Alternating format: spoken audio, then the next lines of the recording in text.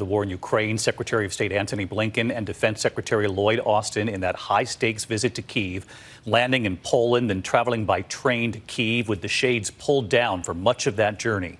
Tonight, there's strong words for Russia and Vladimir Putin, what the defense secretary said about making sure Putin and Russia would not be able to do what it's done in Ukraine. ABC's Marcus Moore reporting from Kyiv tonight. Tonight, Russian Foreign Minister Sergey Lavrov with a chilling warning. The risk of nuclear war is a real one. Speaking to state-run media, Lavrov said, quote, "The danger is serious. It is real. It cannot be underestimated." He added that he did not want to see these risks of nuclear war, quote, "artificially inflated." The warning came after a high-stakes visit by top American officials with Ukrainian President Zelensky in Kyiv. After the trip, U.S. Defense Secretary Austin was blunt in discussing U.S. goals. We want to see Russia weakened to the degree that it can't do the kinds of things that it has done in invading Ukraine.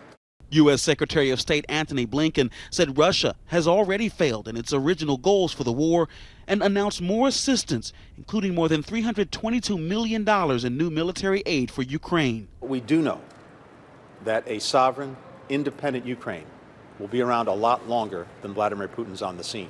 And today, President Biden said he would nominate veteran U.S. diplomat Bridget Brink to serve as the next U.S. ambassador to Ukraine.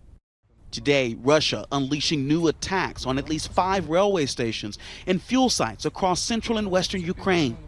But inside Russia, a massive fire engulfed a fuel depot in Bryansk, 60 miles from the border, seen in video circulating online. It is not clear how the inferno started. Outside the capital in Kyiv, some fear the Russians might return. The heaviest fighting has moved to the east, but amidst the devastation here in Irpin, locals tell me they are concerned that the Russians might try to come back to this city, but they say they're not afraid, that they're ready to fight. I asked Ferdowsi and Andrei what they thought of Secretary Austin and Blinken's visit to Ukraine. Blinken and Austin приехали сюда, в Украину. Что вы думаете? Both said they are grateful and that without support from the U.S., it would be hard for Ukraine to stand up against these monsters. And so let's bring in Marcus Moore live from Kyiv tonight. And Marcus, we're learning more at this hour actually about the high-stakes trip by Secretaries Blinken and Austin, how they got there. Yeah, David, we learned from a senior State Department official that throughout much of that trip, the shades were drawn on the train. So Secretary Blinken and Austin really didn't get to see a lot of the war-torn country on the trip. But those railways, David, have been a lifeline for families fleeing the fighting here in Ukraine. Marcus Moore in Kyiv for us tonight. Marcus, thank you.